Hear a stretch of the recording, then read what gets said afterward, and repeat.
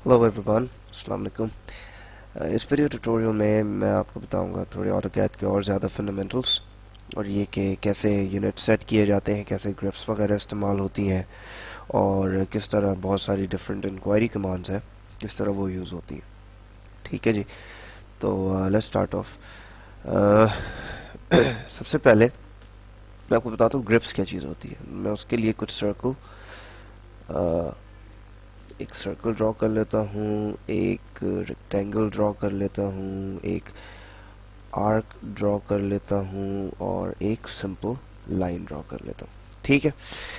अच्छा, अब ग्रिप्स क्या होती हैं? ग्रिप्स देखें कि जब आप इस पे क्लिक करें तो ये देखिए जो ब्लू करके ये रीजन्स आ रहे हैं, जब आप इन पे होवर करते हैं तो ये ऑरेंज हो जाते हैं, मतलब अब ये हॉट हो गए और इनको अब आप यूज़ कर सकते हैं। जैसे कि सर्कल को मुझे स्केल करना है, मतलब बड़ा या छोटा करना है, तो मैं इनके आउटर किसी भी क्वाड्रेंट पे क्लिक करूं और मैं इसको यू कैन सी बिल्कुल डायनामिक अपना इनपुट भी दे सकता हूं, लेकिन इस इनपुट में वो चीज़ आएगी कि कितना और ज़्यादा इंक्रीज़ कर रहे हैं आप उसके रेडियस को। तो फॉर एग्जांपल अगर ये 2.5 है, अगर मैं इसको इंक्रीज़ करूँ तो अब ये देखिए ये रेडियस कितना 3.5 हो गया, और इसको मैं बढ़ाऊं तो मैं इसको 4 कुछ भी कर सकता हूँ। मैं इसका रेडियस 4 कर दूं तो ये इतना बड़ा हो जाएगा। तो ये ग्रिप्स के जरिए मैं कर सकता हूँ। इसी तरह रेक्टेंगल, लेकिन रेक्टेंगल में थोड़ा ज़्यादा है। रेक्टेंगल की अगर मैं सेंटर वाली ग्रिप को करूँ तो मैं इसको स्ट्रेच कर सकता हूँ। अगर मैं ऑर्थो कमांड को ऑन रखूँ F8 प्रेस करके तो ये बिल्कुल स्ट्रेट स्ट्रेच होगा, और इसी तरह मैं ऊपर की कमांड में भी वर्टिकल भी कर सकता हूँ। लेकिन अगर मैं कॉर्नर की ग्रिप्स इस्तेमाल करूँ तो रेक्टेंगल की शेप डिस्टॉर्ट होती है, जैसे कि आप ये देख रहे हैं। ये एक लाइन ही पढ़नी जो हो सकती है। आप इस तरह एक रेक्टेंगल को ट्राइंगल भी बना सकते हैं, नो, आप इसको कोई और शेप भी दे सकते हैं। ठीक है जी, तो इस तरह ये यूज़ किया जाता है। ठीक है, इसको मैं बंद कर दूँ। इसी तरह आप किसी आर्क की लेंथ आपको बढ़ानी है, अगर मैं आर्क का सेंटर पॉइंट करूं तो इसका आप ये देखिए इसको मैं आगे पीछे मूव कर सकता हूं। इसी तरह अगर मैं ये एंड पॉइंट्स करूं तो मैं इसको इसकी लेंथ बढ़ा सकता हूं और इसका एंगल बढ़ा सकता हूं। सेंटर पॉइंट करूं तो मैं इसका कर्वेचर बढ़ा सकता हूं और ज़्यादा कर सकता हूं, ठीक, और कम कर सकता हूं। तो ये ग्रिप्स का इस्तेमाल इसी तरह लाइन में भी होता है। तो ये बेसिक ग्रिप्स है। तो मैं इसको ई ऑल करके सारे एंटर, सारी चीज़ें डिलीट हो गई।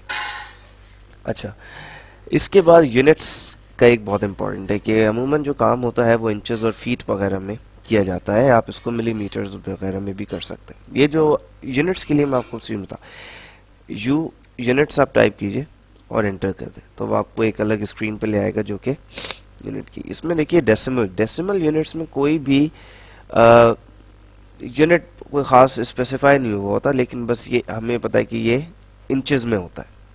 ठीक है, ये इसका डिफ़ॉल्ट यूनिट है। ज़्यादातर काम अगर आप आर्किटेक्चरल किसी काम कर रहे हैं, मतलब कोई सिविल का या अमूमन पाइपिंग का या कोई और भी काम, तो वो आर्किटेक्चरल यूनिट्स में किया जाता है। इसको आप एंटर कीजिए। इसकी प्रिसीजन अमूमन लोग 0 फीट 0 इंचेस, मतलब अगर वो 2.52 इंचेस है तो वो उसको काउंट नहीं करेगा, वो उसको 2 काउंट कर लेगा। ये है। जैसे अगर 4 फीट एंड 52 इंचेस है तो वो 4 फीट और 50 इंच कर देगा उसको। ठीक है, इस तरह से ही है वो काम करता है। मैं उसको 0 और ये 0 कर दूं। इसी तरह मैं इसमें इंचेस में आके ये इसमें प्रिसीजन यहाँ से सिलेक्ट होती है कि मतलब कितने लेवल तक आपको जाना है, लेकिन इसमें हम प्रिसीजन कुछ भी नहीं ले रहे, बिल्कुल सिंपल रखें तो अमूमन आर्किटेक्चरल यूनिट्स में इस तरह काम होता है। इसके अलावा इंजीनियरिंग यूनिट्स भी हैं जिसमें भी आप, अच्छा, इसको आप भी फीट मिलीमीटर्स किसी में भी कर सकते हैं आप अपने हिसाब से, चाहे तो मीटर्स में, मिलीमीटर्स में, सेंटीमीटर्स में। इंचेस का अमूमन ये जो स्केल है वो रखा जाता है। अच्छा, अब आर्किटेक्चरल यूनिट्स में आप स्केल कैसे करते हैं? फॉर एग्जांपल आपको एक लाइन बनानी है। ये लाइन फॉर एग्जांपल आपको बनानी है 1 फीट 1 फुट एंड 7 इंचेस की सपोज। तो आप कैसे, जब 1 फुट लिखना हो तो 1 के आगे ये जो अपॉस्ट्रोफी वाला होता है ये ज़रूर आएगा। ये फिट के लिए या फुट के लिए ये ज़रूरी होता है। इंचेस के लिए फॉर एग्जांपल मुझे 7 इंचेस चाहिए तो मैं 7 के आगे ये डबल जो अपॉस्ट्रोफी वाला शिफ्ट दबा के ये लगा दूं। ये इंचेस को रिप्रेजेंट करता है, लेकिन अगर ये ना भी लगाऊं तो भी ऑटोकैड इसको इंच ही समझेगा। तो लेकिन फिट के लिए जो भी फुट का मुझे यूनिट देना है उसके लिए एक अपॉस्ट्रोफी वाला ज़रूरी है। ठीक है। तो अगर मैं इसको एंटर कर दूं तो और एस्केप कर दूं तो ये इसने 1 फुट और 7 इंचेस की लाइन इसने बना दी। ठीक है जी, तो इस तरह यूज़ होते हैं। अच्छा, इसके अलावा जो एक और चीज़ मैं आपको इधर बताऊं कि कुछ इंक्वायरी कमांड्स होती हैं। इंक्वायरी कमांड्स मतलब आपको किसी भी ऑब्जेक्ट की लेंथ मालूम करनी है, डायमेंशन बतानी नहीं है लेकिन सिर्फ उसकी लेंथ मालूम करनी है या एरिया मालूम करना है, तो कैसे होगा। तो इसके लिए मेरे पास ये लाइन तो है, मैं क्विकली एक सर्कल बना लेता हूँ, एक मैं रेक्टेंगल बना लेता हूँ। ठीक है जी। अच्छा, अब मुझे फॉर एग्जांपल इस लाइन की लेंथ मालूम करनी है। ठीक है, तो मैं क्या करूँगा, इस डी डिस्टेंस की होती है, मतलब 2 पॉइंट में डिस्टेंस, तो DIST के लिए डिस्टेंस होता है। बोलेगा फर्स्ट पॉइंट, तो फर्स्ट पॉइंट ये हो गया, सेकंड पॉइंट इस लाइन के दूसरा एंड हो गया।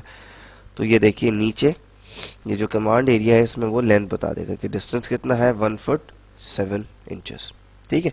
इसी तरह अगर मुझे एरिया सर्कल का मालूम करना है तो मैं एरिया पे क्लिक, एरिया लिखूं और एंटर दबाऊं। अब वो बोलेगा कि कॉर्नर पॉइंट बता दो।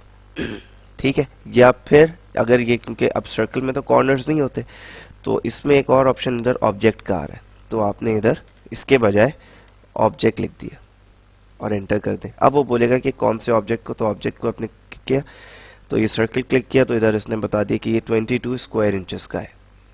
ठीक है, इसका सर्कमफेरेंस ये है।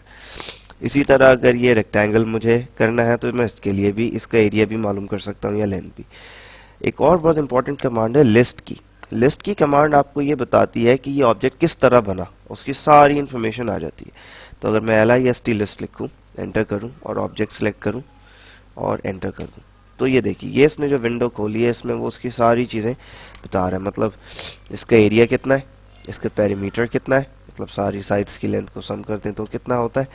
इसके अलावा ये ऑब्जेक्ट बना कैसे था, तो ये आपको बता देगा कि ये ऑब्जेक्ट क्लोज कांस्टेंट विड्थ का है, नॉर्मल मॉडल स्पेस में बना है, यानी इसमें पॉलीलाइन के जरिए बना है। असल में रेक्टेंगल भी पॉलीलाइन की ही एक फॉर्म है जो इसमें दी हुई है।